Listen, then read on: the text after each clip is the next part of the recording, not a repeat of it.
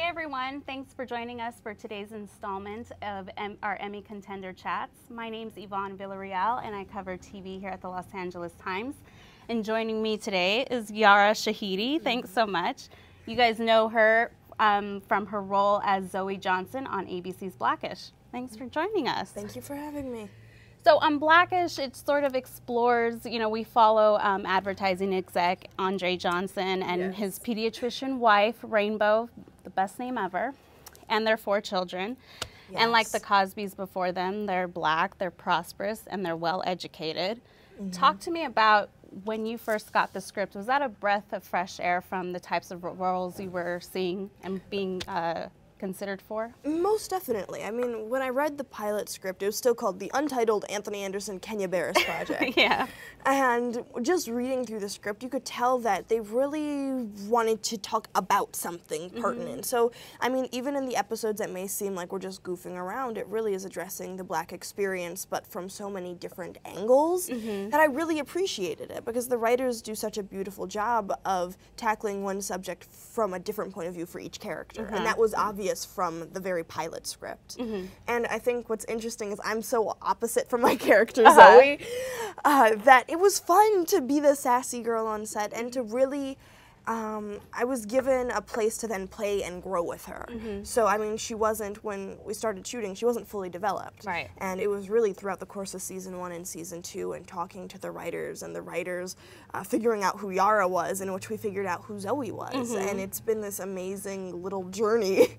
Yeah, because the development happens slowly because it is a comedy. It can't be like overnight. Talk a little bit about how we have seen her grow through into the second season. It was a slow journey because it's hard to write for teenagers, because if you're looking even at your own teenagers, you really don't see much of them. They're at school or they're at home doing homework on their phone with friends. So oftentimes adults write from what they see of their own teenagers. Yeah. So I think it was enjoyable to, as a teenager, say, hey, I want Zoey to be smart, whether she doesn't have to be book smart and she doesn't have to be like a genius, but what you see is her street smarts and how her common sense and her business savvy side really takes over. And that's obvious in even last night's episode. Was it last night? Last week's episode. Like, girl, Sunday. No, but in last week's episode, just she is the one that takes care of the family. And even if she is the sassy teen that rolls her eyes at times, she's nonetheless there for her family when they need her. And she goes to the library when she says she's going to the library. I know, which I love, because, I mean, it was even down to things where just in table reads when we're getting scripts, figuring out, like, hey, I don't think Zoey would say that. And I don't know what Zoey will say at this point, but I'd rather make her this multifaceted teenager. And the writers did such a beautiful job of just listening to what I had to say and then putting their own input into it. So we've gotten this really cool, complex character. And your character is slightly based on a real person, right? Yes. And talk a little bit about that, because that must be a little intimidating. And the best part is, I've known the person since known 7th grade. Let's explain. Yes. Now, I'm not going to out her because I don't know if she wants to be outed. Yeah. But Kenya's daughter, the creator of the show, his daughter is who Zoey's based off of. And what was so funny was getting a script and I'm like, did she do this in real life? Right. So I text her like, really? Did this happen? And recently we were all in DC together and it was me, the person my character's based off of, Marcus, who plays Junior, the person his character's based off of. And it was funny just trading notes on how we're similar to them and how we're so different at the same time. Interesting. But I feel like what was so enjoyable was that knowing who it was based off of, knowing her, and then at the same time figuring out, like, there were no constraints. There were no constraints of I had to be her, because it isn't a biopic, which I think being on a comedy, what was so nice is like, okay, I know this is where my base is. This is my origin story, but I was able to grow in so many different ways. Did you ask her, though, like, give me some stories that I can use as blackmail in case I don't like where something's going? I think, Did she share any embarrassing stories about her dad, who's your boss? I think, the thing is, Kenya Barris is so open that you kind of know everything anyway. And you really can't blackmail him. Right, that's probably true. Yeah. Well, you know, the show gets a lot of praise for the way it sort of handles topics that, and stays true to the show in doing so. And this season in particular, we saw you guys handle some very heavy topics, including the who can and who can't say the N-word, and also police brutality. Talk a little bit about, like, did Kenya have conversations with you guys, the kids, about what you guys would be exploring, or how did he sort of approach it with you guys? Well, I think when it came to the N-word episode, it was one that they had wanted to write for a really long time, so we were very aware of it. And what's interesting is Zoey's perspective is true to his daughter's perspective, so that was actually based off of something that happened. But what's interesting was when we got the script, we trust Kenya, and we trust all of the writers, because at that point it was the beginning of season 2 and they know us so well, and they also have an open door policy. So there are times in scripts in which it's like, I don't feel comfortable with this, or it's like, oh, I'd like to explore this more thoroughly, and they are so open to it. And I mean, they're already brilliant humans that we had that sense of trust, so we knew it was coming. And when we shot the episode, we were very aware of, I guess, the impact it would make. And what I really appreciated is that even though it was the second episode that we shot, it was the first one that they aired. And I liked the fact that we made a statement. And it wasn't to just draw everybody in and then changed it for the rest of season 2, but it kind of prepared them for what was to come. And then, as we saw, then there was the police brutality episode, Hope, which came out beginning of this year. And what was so lovely about that one was just after seeing Zoey grow, this is like the epitome of her growth, where you see that she cares, and she is the voice for Generation Z, in that she may not be the person that is super vocal or at the protest, but she is connected through social media, or she is connected to the people that are getting hurt. And what I really loved is that she had an opinion, and because it's so easy to say that she was off in the corner the entire time, not really caring. Exactly. But just opening the script and seeing that she had such a visceral reaction was, it was fun to play, because it was a more serious side that you haven't seen from Zoey. She has been sentimental at times, but to see her passionate about something, I think it really was a new facet to her that we really explored. Well, and it was like we saw some maturity. Like, it wasn't all about what the adults were saying. It was like seeing it through the perspective of the kids. Yeah, she really had a mature and different opinion, which it wasn't like she was echoing what her father said or what Pop said or even what Rainbow and Junior said. But it was this idea of, okay, I may not be the most vocal person, or you may not think that I care, but I do. And it's this idea that in this day and age in which we're overwhelmed by status updates of, I mean, even just unrelated, and then it will be related in a second, but even being at the White House, and we were there during the Capitol building active shooting. And it was almost overwhelming to see it on Instagram all of a sudden, and no one else told us, so we're at the White House and we're like, wait, so a block away there's an active shooter. And just seeing that, even though we may not have, like, it felt like it was this weird sense of, I feel so detached from it even though it's happening so close to me.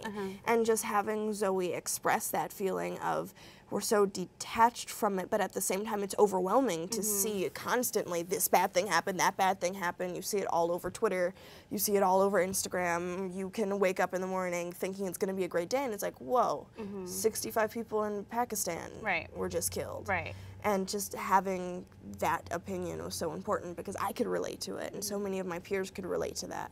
Well, we got a question on Twitter from Jasmine, who on that topic, saying Zoey's growth was prominent in the Ferguson episode. What has it been like portraying that? It was, I mean, it was fun, first of all, just from an acting point of view, just being able to be more emotional. I mean, she is the sarcastic older sister, so that was fun just developmentally, but I think on set, it was a more somber moment. That entire week was really, from the moment we read the script the week before, it was this kind of somber moment, because we knew how important it was to do it right. And we knew how important it was to really put all of our energy into it. And I mean, unlike most episodes in which we have 10 changes, we're in 12 different settings, this took place in one room. We were in the same outfit all week. And what was so interesting about that episode was like figuring out how would Zoey feel and separate it from Yara. I mean, I considered what I felt, but even figuring out like how would Zoey feel during this moment in which the entire episode she's just been watching her parents try and struggle with this idea of, do we wait for justice to be served, or is this just going to be another dream deferred? And also the perspective of, I do have the younger brothers who you kind of have to tell, well, this just happened. Yeah, exactly. I have the 8-year-old brother. While we were watching the episode, he was like, well, who's Trayvon Martin? And it was that weird moment in which I could relate to Bo, I could relate to Junior because I am the analytical kid who likes to read James Baldwin, and I could relate to Zoey because it was this very real moment of, I have no clue what to do right now. What's that like to sort of be part of a show that maybe, because growing up, like, what did you have to sort of look to for guidance, and what's it like to sort of be that for like a young person like yourself seeing it on TV? Well, I have to say, when I was, I mean, I'm only 16. I know. But growing up, yes. Growing up, my parents did such a lovely job of not, I guess, shielding me from things, but making sure that I was mature enough to truly handle what the world had to offer. So even just from a young age, when it came to viewing people, I'm a chocolate connoisseur, and I thought everybody was a beautiful shade of chocolate. So that person was white chocolate, that person was butterscotch, that person was caramel, that person was dark chocolate, and all chocolate is yummy. So it came from this place as this innocent 4-year-old of like, how could you hate anybody? Right. Because no chocolate is bad. How could you hate them based on their appearance? All chocolate tastes good, which means all people are good, so to speak. And I think growing up, I was really introduced to these concepts of discrimination or racism in very controlled settings, whereas first introduced to me through James Baldwin and through Sandra Cisneros and through Zora Neale Hurston and reading their works. And I feel like getting a grasp of it from a more objective point of view helped me when it became real. Right. And because, I mean, in high school, it was the first time where, I mean, I've the great fortune of never having crazy experiences with racism, but it was simple things like, oh, well, you're basically white, or oh, you're so whitewashed that da-da-da-da-da. And people didn't understand that, how that simple phrase could really affect somebody, especially being multicultural and saying that I'm neither of my cultures, I'm neither Iranian or black. It was this idea of how can your stereotypes about one ethnicity strip me of my identity, where it's like, how come how I talk means that I am less black or less Iranian? How does that work? And it was also this idea of like, well, then what do you think of black people? And it was that weird realization that even that the racism that I saw within my own generation really stemmed from ignorance and just a lack of knowledge, where it wasn't that their intention was to be racist or mean, or that they did not like black people or thought they talked one way. It was that just in media and in what they see, that was the most obvious thing that they saw. Exactly. And I feel like that's what was so important about being a part of a show like Blackish, in which it continues to inform people in such a great way, where it's not, we're not throwing anything at you like, you have to believe this or else. But they really delve into the multifaceted sides of each topic, and each character represents a different point of view. And so there are some times in which I may relate to Junior more than I relate to Zoey even, or there are days in which I relate to the twins or Bo or Dre. And what's so nice about Blackish is that I don't have to in any way differentiate myself from the show, but it's a beautiful place to grow up and to be surrounded by people who are so thoughtful and really care about us staying children but also making an impact. Right. Because what has been the reaction that you get from people your age or even older or younger? What are they telling you about what this show has done? What's so lovely is that they all love it, because there's there's something relatable in it for everybody. Just because all of the characters are so different, and because we try and tackle it in such a real way, they may relate to, some people relate to, oh my gosh, I loved what Zoey had on. Yeah. Other people relate to, oh, I loved the content. I love what Zoey had to say. Other people may relate to, I am the older sister who has little siblings, and I get what that's like to try and try and work with them and how difficult that can be.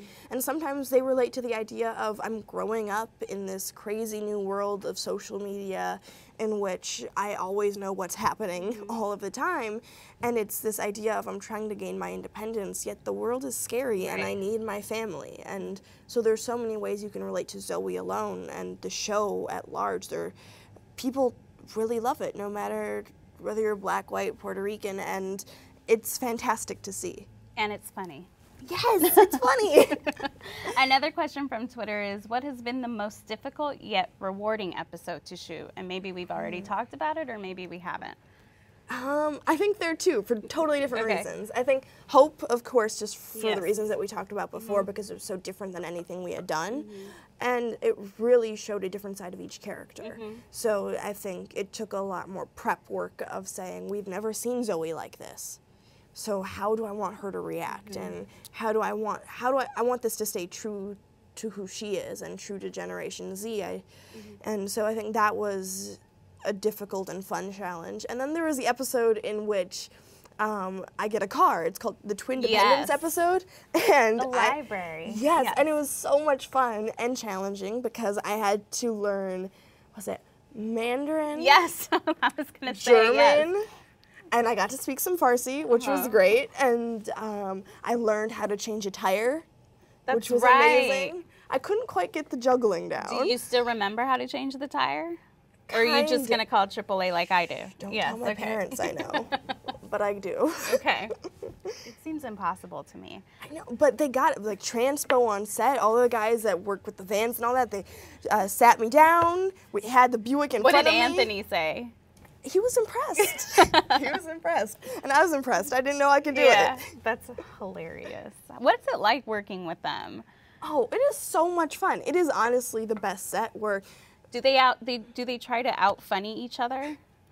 I think they've given up because it's not possible. Right. You can't out-funny Tracy and Anthony. It's just not going to happen. That's probably true. Yeah, but I think what's so nice is that we're in such an environment in which there's no such thing as a wrong answer or a wrong ad-lib. It may not fit for the scene and you may not say it again. Right. But to be in an environment in which the adult actors really, I guess, prompt you or encourage you to take it, do more than what's just on the page. Right. And I think just by watching them, we've grown in so many ways because I figured out, like, oh, this is how Zoey would react, where it's down to simple things where if Bo starts talking for more than, I guess, 5 seconds, I pick something up from the table and start playing with it. And it was something that developed over time where I didn't even realize I was doing it, but it just came natural. So there are times in which I'm, like, spinning broccoli on my finger. There's one episode in which I'm just, like, throwing things at Marcus because Bo is talking, and just figuring out what those relationships are like and how the dynamic can change in an episode and how to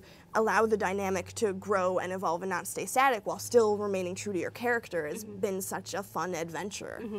And what's it like on set? I mean, you were just talking about AP Calculus. Yes. How's it like fitting in the studies? And then let's talk about your work with STEM and getting some, bringing some attention to that, particularly in the show too. Yeah. Well, I am currently taking 3 AP classes, 2 honors classes, AP Calculus, AP Literature and Composition, and AP World History.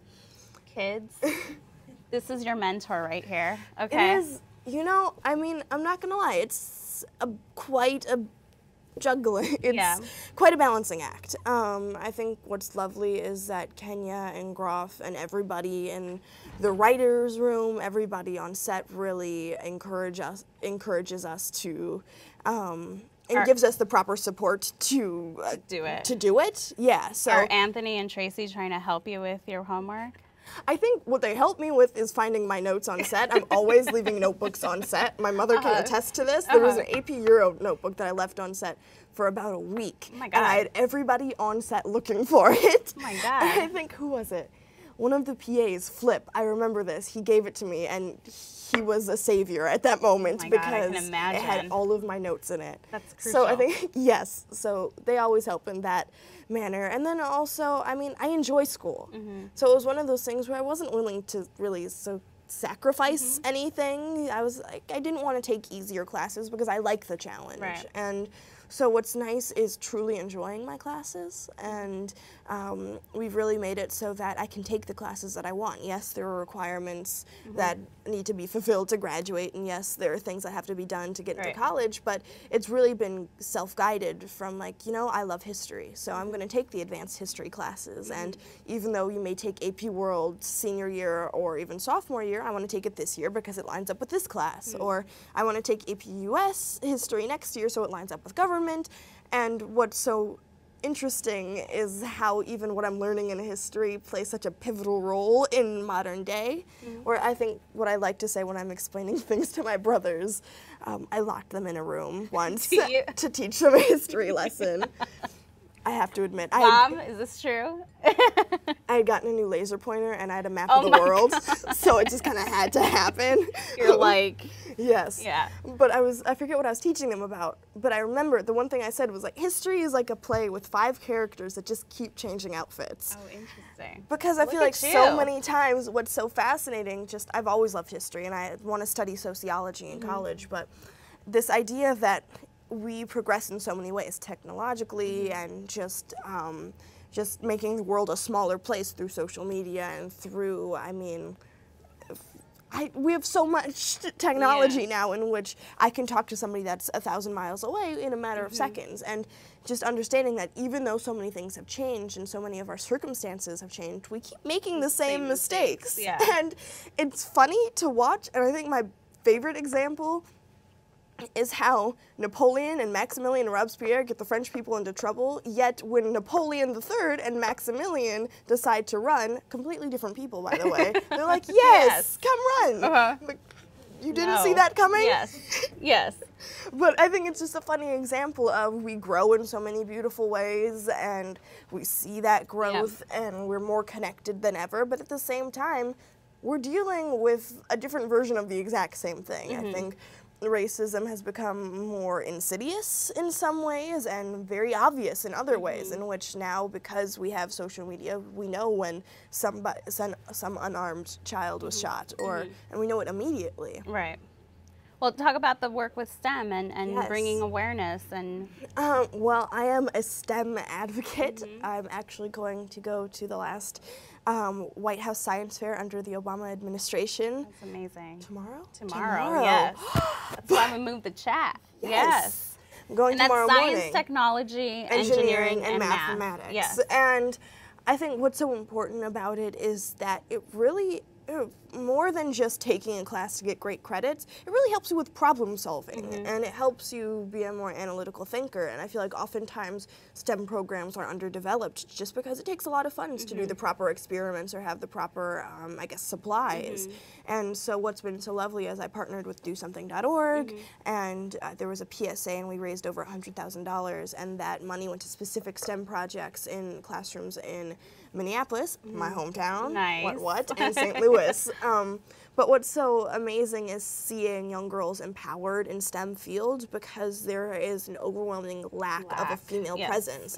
Because oftentimes there is this assumption that it's dominated by males, and that it is not a cool thing. And I feel like it's so important that somebody's love or interest in STEM isn't, I guess, squashed by this idea that, well, I'm not a man, this is not appropriate for a woman, what's something more appropriate? And you've tried to maybe make some of that in your character, right? Incorporate some of that? Definitely. Talk a little bit about that. I mean, what's interesting is even though we may not have had a direct STEM storyline yet so far in the show, there are things such as the mention of the fact that Zoey is a straight-A student and she is a chem whiz. And even though Zoey wasn't even in the scene in which they said it, just dropping those seeds of Zoey's this cool, fashionable girl. She's cooler than Yara is. And not possible. Yara's pretty damn cool. Thank you. Yeah. And she's this fashionable girl who is in the in crowd, yet you see her She can be popular and school. smart. Yeah, and it's not it's not one or the other. Yeah. And I think it's so nice to have that balance, and even if she's not talking about math in every single scene, it's still the presence and still saying that it's always mentioned in an episode one way or another, saying like, look at this young girl, and it's possible. It's possible to have it all. It may be hard. It is a balance, but it's possible, and you shouldn't have to squash one side of you for another side to thrive. Right. Let's take another question from social media. There's a lot to choose from. Let me see. From Carletta on Facebook, what issues or topics are you hoping the show will explore as you head into season 3? We've been thinking about this, and I mean, there's so much that we've already covered, and the writers do such a brilliant job of making sure it's the appropriate time to cover it as well, so making sure our characters are in the right spots. But I think one thing that might be nice is because we're such a matriarchy on the show, in which we have such powerful female characters, from Bo to my glam mother, Ruby, to Diane and Zoey. I think what would be nice is just discussing the re-emerging social media feminist movement through like the He for She movement. The UN is doing so much, but just because we have so many female characters, I think it would be nice to directly address it in some way, just because it's so prevalent in our lives. Not saying that the feminist movement was gone for a period of time, but it has really become it's been in the spotlight because of the new capabilities through social media to get more people involved. You should pitch that. Have you pitched it? I think I will. I was thinking about it. Are you watching? I was thinking about it. This is the next season. Blackish, I dream about Blackish now. I get off of work, I go to sleep, and then I dream about episodes, and that's how life works. I'd rather dream about Blackish than AP Calculus. But although AP Calculus has become personified in some of my dreams. Really? Now, in which it's funny because I say it as a joke in real life, where AP Calculus is my boyfriend and we're breaking up May 19th at 12 p.m. as soon as the exam is over. But I think in one dream recently, I was like, who is that tall man? Wait, that's AP Calculus. I met AP Calculus. We should have had like a therapy session and just started with that. I wonder what that means. What do my dreams mean? That's scary. I don't want to dream about work personified. How about with Jasmine on Facebook? Going forward, do you think you will continue to pick socially aware roles? I would hope yes. Most definitely. And I mean, there is the one side of, as an actress, I always like to be challenged, and I mean, it's really, every story deserves to be told, and I feel like really for me, it's, the bigger picture is portraying an accurate and real character, so even if it is not as socially relevant as the Hope episode per se, just feeling as though I am a true reflection of somebody, because as a person of color, both Iranian and black, there's a lack of role models for people of color, and I think when you are part of mainstream culture, you do see the balance of, okay, that person's a druggie, but most people are lawyers on TV shows, versus, okay, you may have one or two successful black businessmen, or you may have a few black doctors, and Courtney Vance is a gift to the world in Law & Order SVU, but so many times you can count on, oh, well, there's the black guy in jail, there's the black drug dealer,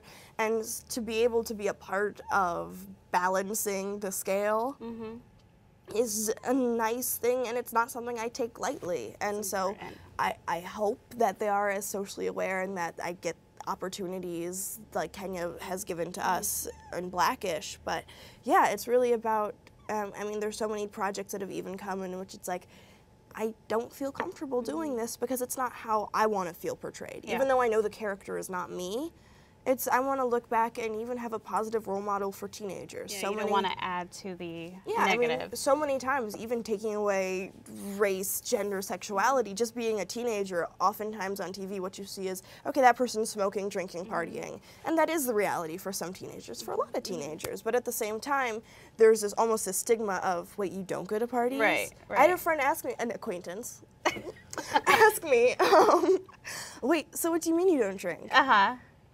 And not to dog on them, it's just one of those things where it's like, that's not who I am, but sometimes there's a social stigma of, I don't go to parties, does that make me not cool? Does that take away my cool factor that I'd rather not be inebriated? We are the same person, just letting you know. I've got some years on you, but we're the same person. Nice to meet you. I want to talk about another role that was quite a feat, I can imagine. You played a young Olivia Pope on Scandal. I did. Talk about what that was like, and did she bestow any advice for you? No. Carrie, not Olivia, but did she? It was so much fun. Well, I can tell you, starting with the audition process, it was honestly, I think the audition was like reading a book, and there was a small scene. So I took the book I was reading currently, which was the biography of Abraham Lincoln. Wow, okay. I read that too. So I was basically in the room being Yara, and apparently they just liked Yara, so that was great. And so we rebranded it under Young Olivia, and I think on set I got to work with the amazing Joe Merton and Candy Alexander. My God, he's unreal. Both of them are such incredible humans. But yeah. And being her flashback, it unfortunately means that we can't be in a scene together unless Shondaland likes the idea of some time travel stuff, which I'm not opposed to. I don't think she'll be opposed to it in the future, but at that point, I'm sure it wasn't something. Yeah, there was a lot going on in the show already. Yeah. But what was so nice was that even though she wasn't working that day and she was on a different set, Carrie came to set just to say hello to me and introduce herself, and she was like, I loved your audition tape, and I watched it, and I knew you were it. And what was so nice was, I mean, it's been said to me multiple times, but it was cool to reaffirm this idea that she said, where it's like, we loved you, so please be you. That's because nice. it's something so beautiful about being authentically yourself in a world in which you are paid to be somebody else. Well, I think that's how we should end it for those watching. Be you. Be yourself. Camera 5, right? Camera 5. Yes. Yeah. Be you. Well, Yara, thanks so much for joining us today. It was a pleasure talking to you. This was fun. It was fun. I hope I don't cut into too much of your studying. No, I have it planned already. I'd say text me if you have questions, but I know nothing about calculus. I'm sorry. I was bad at math. But to all you watching, thanks so much for tuning in to our Emmy Contender Chats. We'll be doing more, so tune in. Thanks so much.